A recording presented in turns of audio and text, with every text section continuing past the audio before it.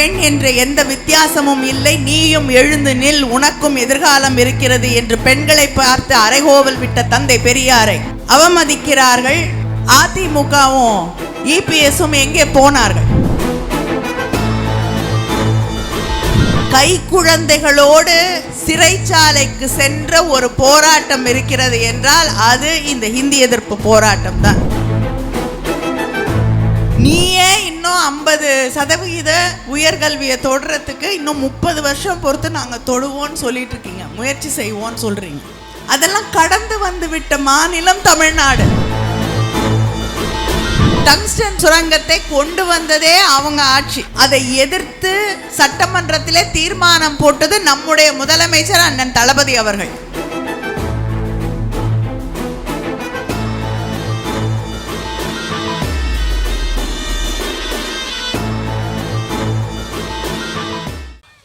இந்த நாட்டிலே இன்று இருக்கக்கூடிய அரசியல் சூழலிலே யார் யாரோ எதையெல்லாமோ கொண்டாடி கொண்டிருக்கிறார்கள்.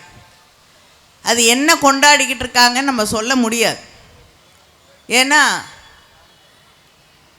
ஐஐடியில் இருக்கக்கூடிய அந்த நிறுவனத்தின், அதாவது ஐஐடினா உலகம் முழுவதும் பெயர் பெற்றிருக்கக்கூடிய ஒரு கல்வி நிறுவனம். அந்த நிறுவனத்தின் தலைவராக இருக்கக்கூடியவர் எதை பற்றி பேசிக்கொண்டு இருக்கிறார்? எதோடைய மருத்துவ குணங்களை பற்றி பேசிக்கொண்டிருக்கிறார்? மாட்டின் கோமியத்திலே மருத்துவ சக்திகள் இருக்கிறது என்று ஒரு படித்தவர் பேசிக்கொண்டிருக்கக்கூடிய, கொண்டாடி கொண்டிருக்கக்கூடிய ஒரு சூழலிலே தான் இன்று நாம் ஒரு அரசியலை எதிர்கொண்டு கொண்டிருக்கிறோம்.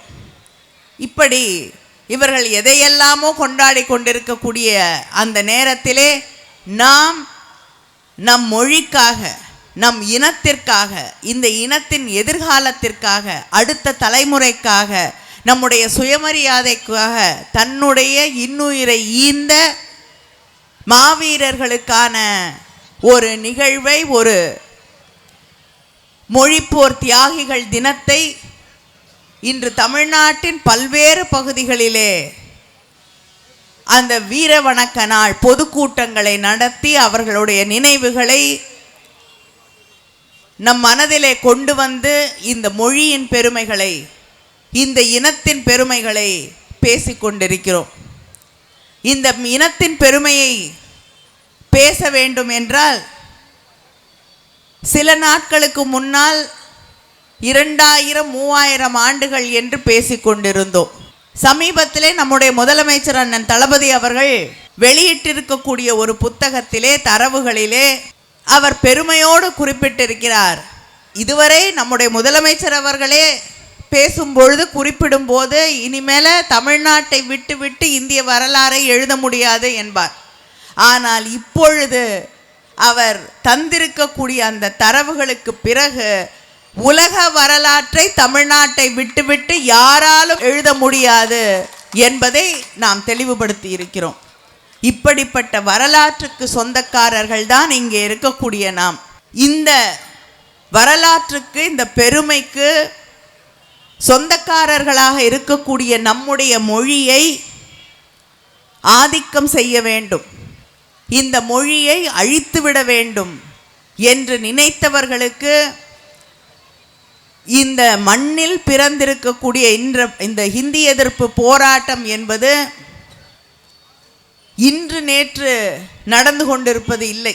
இங்கே பேசியவர்கள் எல்லாம் குறிப்பிட்டு சொன்னது போல 1938களில் தொடங்கிய போராட்டம் தொடர்ந்து ஒவ்வொரு காலகட்டத்திலும் மாணவர்கள் போராட்டமாக, திராவிட இயக்கங்களின் போராட்டமாக, மக்கள் போராட்டமாக, ஏன் இங்கே இந்த கூட்டத்திற்கு வந்திருக்கக்கூடிய சரிபாதியாக இருக்கக்கூடிய சகோதரிகள் கைக்குழந்தைகளோடு சிறைச்சாலைக்கு சென்ற ஒரு போராட்டம் இருக்கிறது என்றால் அது இந்த ஹிந்தி எதிர்ப்பு போராட்டம் தான்.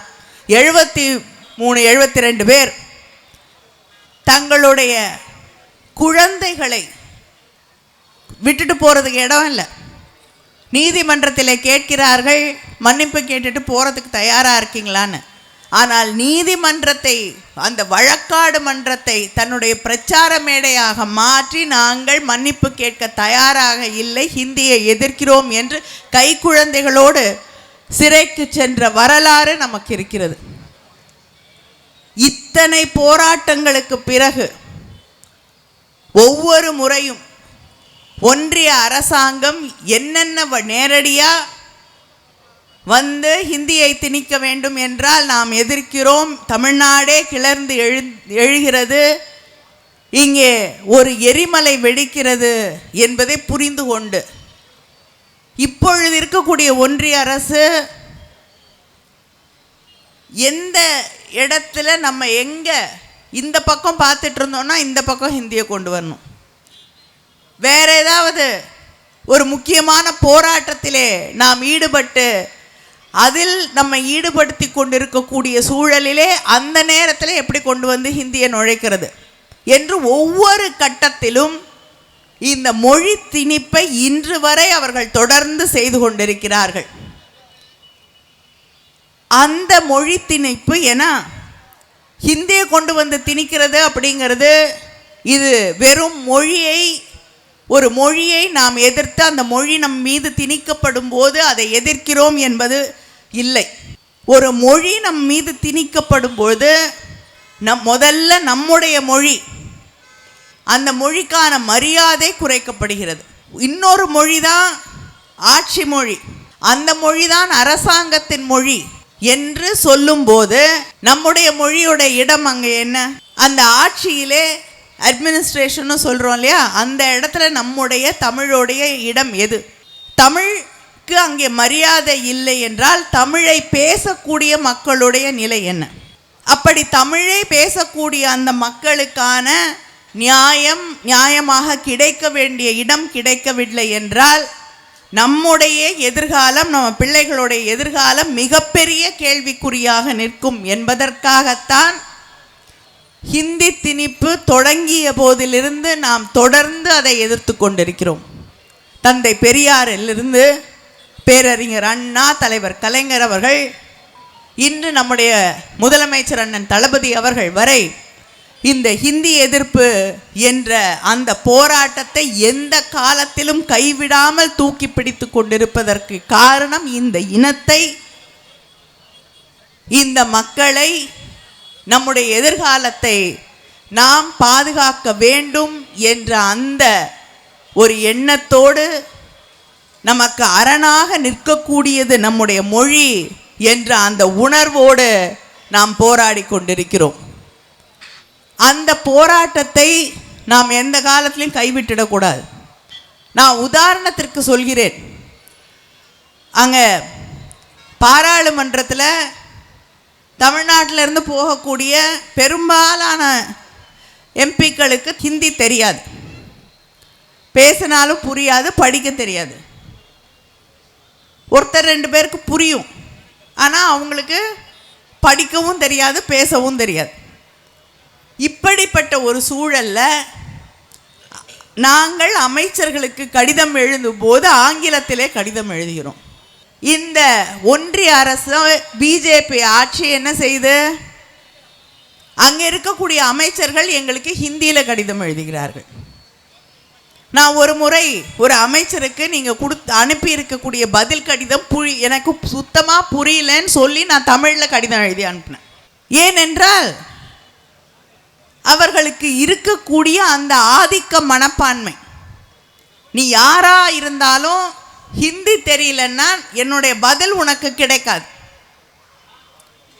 இந்த நாட்டிலேயே உனக்கு இடமில்லை என்று சொல்லக்கூடிய அளவிற்கு ஒரு மனப்பான்மையோடு அவர்கள் செயல்பட்டு கொண்டிருக்கிறார்கள். இதோடைய உச்சம் என்னன்னா, அடக்குமுறையோடைய பிஜேபி ஆட்சி ஒன்றிய அரசாங்கத்துடைய அந்த ஆதிக்க மனப்பான்மையோட உச்சம் என்னன்னா, இன்று தமிழ்நாடு புதிய கல்விக் கொள்கையை ஏற்க மறுத்திருக்கிறது.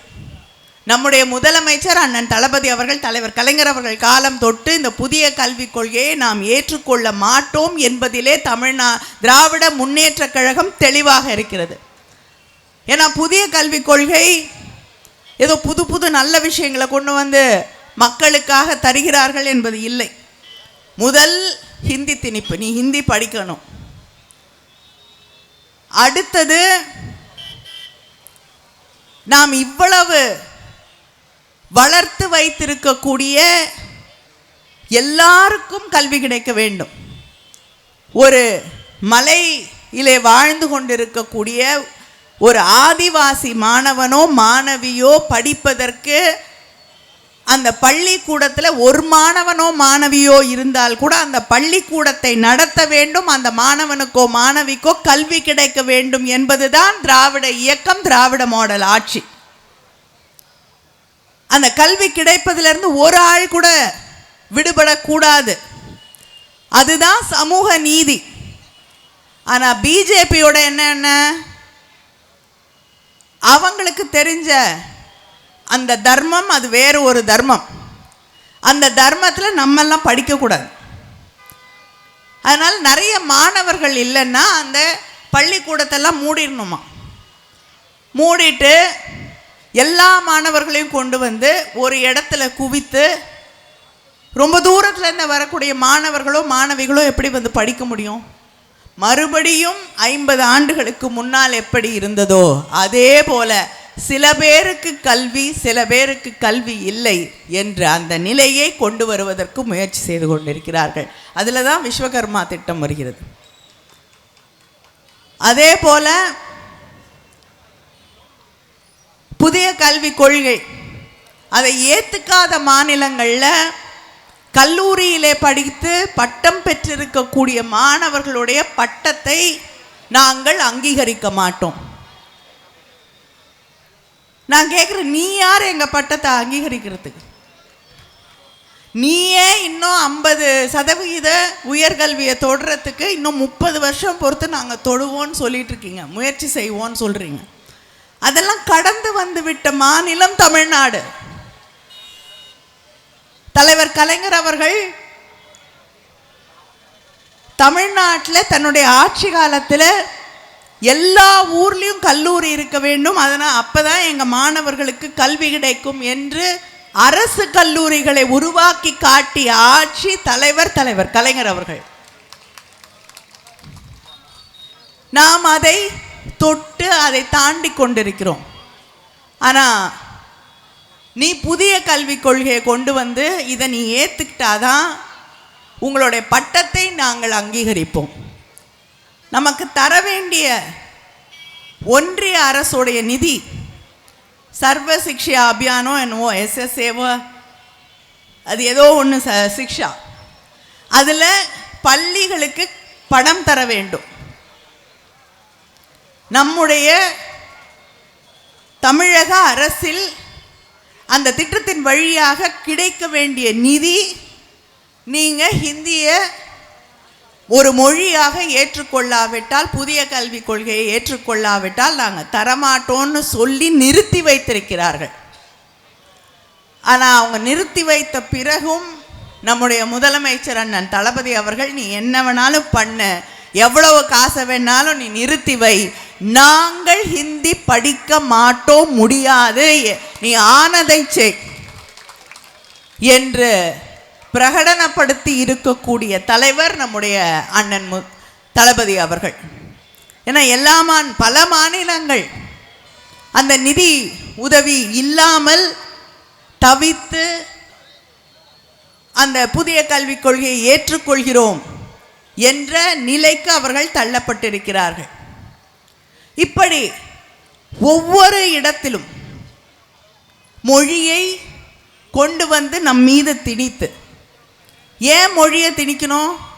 ஒரு மொழி வரும்பொழுது அவர்களுடைய கலாச்சாரம், அவர்களுடைய பண்பாடு, அவர்களுடைய நம்பிக்கைகள், அவர்களுடைய சிந்தனைகளை எளிதாக நம்மகிட்ட கொண்டு வந்து திணிக்க முடியும். இங்கே இருக்கக்கூடியவர்களுக்கு பல்வேறு மதங்கள் இருக்குது, பல்வேறு நம்பிக்கைகள் இருக்குது. ஆனால் எல்லாரும் ஒத்துமையாக தமிழர்களாக மனிதர்களாக வாழ்ந்து கொண்டிருக்கிறோம் இல்லையா? ஒன்றிய அரசு இங்கே இருக்கக்கூடிய சிறுபான்மையினரை பாதுகாக்கக்கூடிய மாநிலம் தமிழ்நாடு. வக்ஃப் போர்டில் இருக்கக்கூடிய அந்த இடங்களை எல்லாம் பிடுங்கிக் கொள்ள வேண்டும் என்பதற்காக ஒரு மசோதாவை கொண்டு வந்து அந்த மசோதாவின் வழியாக அந்த ஒர்க் போர்டில் இருக்கக்கூடிய அந்த நிலங்களை எல்லாம் கைப்பற்றி நமக்கு எல்லாம் தெரியும். நிலத்தை கைப்பற்றினா அவங்க யார்கிட்ட கொடுப்பாங்க? நமக்கு யாரும் கொடுக்க மாட்டாங்க. விவசாயிகளுக்கு தலைவர் கலைஞர் அவர்கள் பிரித்து கொடுத்ததை போல் கொடுக்க போவதில்லை. யாரு கொடுப்பாங்க சொல்லுங்க? யாரு கொடுப்பாங்க? மோடி இடத்த பிடுங்கினா யாரு கொடுப்பாரு? அதானி, அம்பானி. இவங்களுக்கு எதிர்காலத்தை, இப்பொழுது இருக்கக்கூடிய எதிர்காலத்தை கடந்த ஒரு பெரிய எதிர்காலத்தை உருவாக்குவதற்காக வக்ஃப் போர்டு நிலங்களை எல்லாம் கைப்பற்றி அவர்களுக்கு இருக்கக்கூடிய உரிமைகளை எல்லாம் பிடுங்கி அந்த நிலத்தை அரசு பிடுங்கிக் கொள்ளக்கூடிய அத்தனை சரத்துகளையும் வைத்து ஒரு வக்ஃப் போர்டுக்கான மசோதாவை கொண்டு வந்து அது ஸ்டாண்டிங் கமிட்டிக்கு அனுப்பி அங்கேயும் இதுவரைக்கும் யாரும் கேள்விப்பட்டதில்லை. அங்கே இருக்கக்கூடிய எல்லா மெம்பர்ஸையும் சஸ்பெண்ட் பண்ணுற அளவுக்கு ஒரு எதாச்ச அதிகாரமாக நடந்து கொள்ளக்கூடிய ஆட்சி. இதில் புதிதாக அவர்கள் கொண்டு வந்திருப்பது ஒரே நாடு ஒரு தேர்தல், ஒரே நாடு ஒரு மதம், ஒரே நாடு ஒரு உணவு, ஒரே நாடு ஒரு உடை, ஒரே நாடு ஒரு மொழி, ஒரே நாடு ஒரு ரேஷன் கார்டு, இதெல்லாம் கொண்டு வந்துட்டாங்க. இப்போ ஒரே நாடு ஒரு தேர்தல். ஏன்? இப்போ தான் அமெரிக்காவில் அவருடைய நண்பர் மறுபடியும் ஆட்சிக்கு வந்திருக்காரு இல்லையா? அதே மாதிரி ஒரு பிரசிடென்ட், அதிபர் தேர்தல் முறையை இங்கே கொண்டு வர வேண்டும். கொஞ்சம் கொஞ்சமாக இந்த மண்ணிலே இருக்கக்கூடிய ஜனநாயகத்தை முற்றிலுமாக அகற்றிவிட்டு ஒரே நாடு ஒரே தேர்தல் என்று சொல்லி மாநில ஆட்சிகளையும் கைப்பற்றி அங்கே ஒன்றியத்திலும் ஆட்சியிலே அமர்ந்து கொண்டு தான் நினைத்ததை செய்ய வேண்டும் என்பதற்காக ஒரே நாடு ஒரே தேர்தல் என்ற அந்த திட்டத்தை செயல்படுத்த வேண்டும் என்று பிஜேபி ஆட்சி துடித்து கொண்டிருக்கிறது. ஒரே நாடு ஒரே தேர்தல், ஒரே நேரத்தில் தேர்தல் நடத்தணுமா? தமிழ்நாட்டில் தேர்தல் ஒரே நாளில் நடத்திடலாம். ஏன்னா திராவிட இயக்கத்தின் வழியாக வந்திருக்கக்கூடிய மக்கள், ஜனநாயகத்திலே நம்பிக்கை இருக்கக்கூடிய மக்கள், ஒருவரை ஒருவர் மதிக்கக்கூடிய மக்கள். அதனால் ஒரே நாளில் நம்மளால் தேர்தலை நடத்த முடிகிறது. எத்தனை மாநிலங்களில் ஒரே நாளில் தேர்தல் நடத்துகிறார்கள்? யூபியில் ஒரே நாளில் என்னைக்காவது தேர்தல் நடத்தியிருக்காங்க? மாநில தேர்தல் நடத்தியிருக்காங்களா? கிடையாது. ஒரு மாநிலத்தில் ஒரு நாளில் தேர்தல் நடத்த முடியவில்லை. ஏன்னா அதற்கான கட்டமைப்பு இல்லை. நீங்கள் எப்படி ஒரே நேரத்தில் இந்த தேசத்திற்கான தேர்தல், அத்தனை மாநிலங்களுக்கான தேர்தலையும் ஒரே நேரத்தில் நடத்துவீங்க?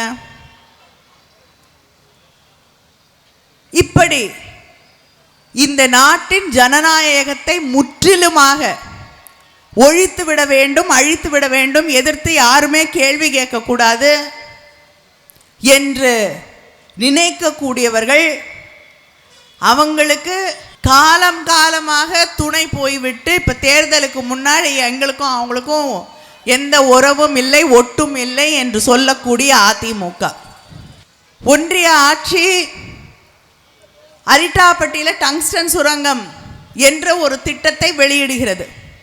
அதுக்கு முன்னாடி நாடாளுமன்றத்தில் ஒரு மசோதா கொண்டு வருது, மைனிங் பில். அந்த மசோதாவை நாம் எதிர்க்கிறோம். ஆனால் ஆதரித்து I welcome this bill, I support this bill என்று பேசிய தம்பிதுரை எந்த கட்சி? டங்ஸ்டன் சுரங்கத்துக்கு எதிராக இபிஎஸ் பேசுகிறார். அன்னைக்கே எதிர்த்து பேசி இருந்தீங்கன்னா இன்னைக்கு இந்த சுரங்கமே வந்திருக்காதுல்ல.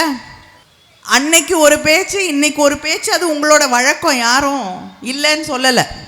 ஆனால் மக்கள் அதை மறந்து விடவில்லை என்பதை நீங்கள் நினைவிலே வைத்து கொள்ள வேண்டும். திடீர்னு இப்போ ஒருத்தர் இருக்கார், அவர் திடீர்னு உணர்ச்சி வசப்பட்டா சாட்டையால் அடித்து கொள்ளக்கூடிய நம்முடைய அண்ணாமலை அவர்கள் இதுக்கும் அடிச்சிட்டு இருப்பாருன்னு நினைச்சேன், இல்லை. அதனால டங்ஸ்டன் சுரங்கத்தை கொண்டு வந்ததே அவங்க ஆட்சி.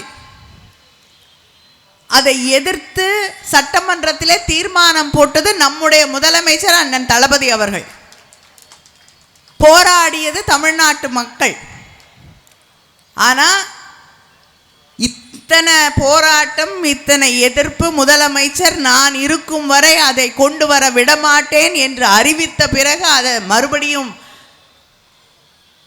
திரும்ப பெற்றுவிட்டு ஏதோ இவங்களே அந்த டங்ஸ்டன் சுரங்கம் வேணான்னு சொன்னது போல ஒரு பாவனை செய்து கொண்டிருக்கிறார்கள். இப்படி தமிழ்நாட்டு மக்களுக்கு தொடர்ந்து எதிராக செயல்பட்டு கொண்டிருக்கக்கூடிய ஒன்றிய அரசு காலம் காலமாக அவங்களுக்கு அடிபணிந்து அவங்க சொல்றதையெல்லாம் கேட்டு, அது சிஏஏ ஆக இருக்கட்டும், சிறுபான்மை மக்களுக்கு எதிராக கொண்டு வரப்பட்ட சிஏஏ அதுவாக இருக்கட்டும், இல்லைன்னா இந்த மைனிங் பில்லாக இருக்கட்டும், எல்லாத்துக்கும் பிஜேபியோட துணை போய் நின்று அவங்க சொல்றதுக்கெல்லாம் தலையாட்டிட்டு இன்னைக்கு ஏதோ நியாயவான் போல இபிஎஸ் அவர்கள் பேசிக்கொண்டிருக்கிறார்.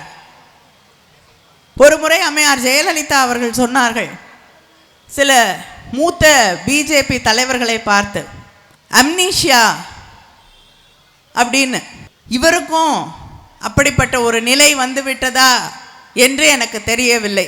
நினைத்த பொழுது மறதி, நினைத்த போது நினைவு என்ற ஒரு நிலையிலே அவர் நின்று கொண்டு அரசியல் செய்துவிடலாம் என்று நினைத்து கொண்டிருக்கிறார். தந்தை பெரியாரை, நமக்கெல்லாம் இன்று சுயமரியாதை கற்றுத்தந்த தந்தை பெரியாரை, தன்னுடைய வாழ்நாளெல்லாம் தமிழ் மக்களுக்காக, இந்த நாட்டின் மக்களுக்காக, நம்முடைய உரிமைகளுக்காக, யார் யாரெல்லாம் அடித்தட்டிலே ஒடுக்கப்பட்டவர்களாக ஒதுக்கப்பட்டவர்களாக வாழ விதிக்கப்பட்டிருந்தார்களோ அந்த விதிகளை எல்லாம் உடைத்து தகர்த்தெறிந்த தந்தை பெரியாரை, ஆண் பெண் என்ற எந்த வித்தியாசமும் இல்லை, நீயும் எழுந்து நில், உனக்கும் எதிர்காலம் இருக்கிறது என்று பெண்களை பார்த்து அறைகோவல் விட்ட தந்தை பெரியாரை அவமதிக்கிறார்கள். அதிமுகவும் இபிஎஸும் எங்கே போனார்கள்? அதை எதிர்த்து ஒரு வார்த்தை தந்தை பெரியாரை அவமதிக்குது போது அந்த அவமதித்த அந்த குரலுக்கு யார் துணையாக நின்றது? தந்தை பெரியாரை அவமதிப்பீங்க. இருக்கக்கூடிய பல பேருக்கு கடவுள் நம்பிக்கை இருக்கலாம், பல பேரோட நெற்றியிலே திருநூறு பார்க்கிறேன். ஆனால் அவர்கள் யாரும் தந்தை பெரியாரை விட்டு நான் இங்கே அமர்ந்திருக்கிறேன் என்று சொல்ல முடியாது. இந்த மேடையில் இத்தனை பேர் படித்தவர்களாக, பட்டம் பெற்றவர்களாக, இந்த வெள்ளை வேஷ்டி வெள்ளை சட்டை போட்டுட்டு மேடையில் உட்கார்ந்துருக்கோம் அப்படின்னா அதற்கு காரணம் திராவிட இயக்கம், தந்தை பெரியார் அவர்கள். இந்த உணர்வு கூட இல்லாதவர்கள் தந்தை பெரியாரை, திராவிட இயக்கத்தை, நம்முடைய மொழியை பாதுகாக்க வேண்டும் என்ற அந்த அடிப்படை உணர்வு கூட இல்லாதவர்கள் இந்த நாட்டிலே அரசியல் செய்துவிடலாம் என்று நினைத்து கொண்டிருக்கிறார்கள். அவர்களுக்கு ஒன்றை சொல்ல விரும்புகிறேன். நீங்கள் எந்த கனவு கண்டாலும், எத்தனை சாட்டை எடுத்து அடித்து கொண்டாலும், எத்தனை நாக்காளிக்கு அடியிலே உருண்டு பிறண்டாலும், எந்த காலத்திலும் இந்த மண்ணின் மக்கள் உங்களை ஏற்றுக்கொள்ள மாட்டார்கள், மன்னிக்கவும் மாட்டார்கள். நம்முடைய முதலமைச்சர் அவர்கள் ஆட்சி பொறுப்பேற்று கொண்ட போதே ஒன்றை சொன்னார்கள், என்னுடைய ஆட்சி எனக்கு வாக்களித்தவர்களுக்கும் எனக்கு வாக்களிக்காதவர்களுக்குமான ஆட்சியாக இருக்கும் என்று. இன்று தமிழகத்தை எடுத்துக்கொண்டோம் என்றால் எல்லா துறைகளிலும் முன்னேறி கொண்டிருக்கக்கூடிய ஒரு மாநிலம் தமிழ்நாடு. எந்த மாநிலத்தில் போய் பேசுனீங்கன்னாலும் எப்படி இந்த ஒன்றிய அரசாங்கத்தை எதிர்த்து நின்று அதன் பிறகும் இவ்வளவு முன்னேற்றங்களை உங்களால் சாதிக்க முடிகிறது என்ற முதல் கேள்வியை நம்மை பார்த்து கேட்கிறார்கள். பெருமையாக பேசுகிறாங்க, ஒன்றிய அரசாங்கம் மோடி ஆட்சி ஜிடிபி வளர்ந்துக்கிட்டே இருக்குன்னு. ஆனால் அவர்களுக்கு ஒன்றை சொல்லுகிறேன், ஒன்றிய அரசாங்கத்தை விட தேசிய அளவீட்டை விட பிஜேபி ஆட்சியை விட தமிழ்நாட்டிலே தான் அதிகமாக வளர்ந்திருக்கிறது. பெண்கள் அதிகமாக வேலைக்கு போவது, தொழில் முனைவராக இருப்பது இந்த தேசிய அளவீட்டை விட தமிழ்நாட்டில் தான் அதிகம். அதுவும் திராவிட முன்னேற்ற கழகம் நம்முடைய முதலமைச்சர் அவர்கள் ஆட்சி பொறுப்பேற்று கொண்ட பிறகு. கல்வியிலே 2வது இடத்தில் இருக்கிறோம். இந்த மாநிலத்திலே இருக்கக்கூடிய அடித்தட்டிலே இருக்கக்கூடிய கல்லூரிக்கு போய் படிக்க முடியாத பெண்கள், அவங்களுடைய கல்வி எந்த காரணத்தை கொண்டும் தடைபட்டு விடக்கூடாது என்பதற்காக அந்த பெண்களுக்காக புதுமை பெண் திட்டம் என்ற ஒரு திட்டத்தை உருவாக்கி, நீ கல்லூரியிலே போய் படி, ஒரு தந்தையாக தனையனாக உனக்கு நான் மாதம் 1000 ரூபாய் தந்து உன்னுடைய கல்வி எந்த காலத்திலும் தடைபடாமல் நான் பாதுகாப்பேன் என்று துணை நிற்கக்கூடிய ஆட்சி திராவிட முன்னேற்ற கழக ஆட்சி. இன்னைக்கு பிளானிங் கமிஷன் எடுத்த சர்வே ஆய்வுகளின்படி இன்னைக்கு எத்தனையோ பெண்கள் மறுபடியும் தன்னுடைய இடையிலே தடைப்பட்ட கல்லூரி படிப்பை இந்த 1000 ரூபாய் வழங்கப்பட்ட பிறகு இன்று தொடர்ந்து கொண்டிருக்கிறார்கள். மேடையிலே தூத்துக்குடியில் அண்ணன் தளபதி அவர்கள் வந்த நிகழ்ச்சியிலே மேடையிலே பேசிய ஒரு பெண், எனக்கு திருமணமாகிவிட்டது, என்னுடைய கல்லூரி படிப்பு நின்றது, இன்று நீங்கள் 1000 ரூபாய் கொடுக்க ஆரம்பித்த பிறகு நான் மறுபடியும் எனக்கு குழந்தை இருக்குது, ஆனாலும் என்னால் நர்சிங் காலேஜுக்கு போய் மறுபடியும் படிக்க முடிகிறது, நன்றி அண்ணா என்று அந்த மேடையிலே கண்ணீரோடு சொன்னார். இப்படி லட்சக்கணக்கான பெண்கள் தமிழகத்தின் ஒவ்வொரு பகுதியிலிருந்தும் திராவிட முன்னேற்ற கழக ஆட்சியின் சாதனைகளால் அவர்களுடைய எதிர்காலம் விளக்கேற்றப்பட்டிருக்கிறது. அதனால் இத்தனை சாதனைகளை மதுரை எடுத்துக்கிட்டிங்கன்னா மிக உலகத்தரம் வாய்ந்த ஒரு கலைஞர் நூலகம், டைடல் பார்க், கிட்டத்தட்ட 10,000 பேருக்கு மேலே வேலை வாய்ப்புகளை உருவாக்கி தரக்கூடிய டைடல் பார்க்க நம்முடைய முதலமைச்சர் அண்ணன் தளபதி அவர்கள் அறிவித்திருக்கிறார்கள். அவர் அறிவித்தால் செய்து தருவார், அதில் எந்த சந்தேகமும் இல்லை. ஏன்னா தூத்துக்குடியில் அறிவித்தார் செய்து தந்திருக்கக்கூடிய முதலமைச்சர் அண்ணன் தளபதி அவர்கள்.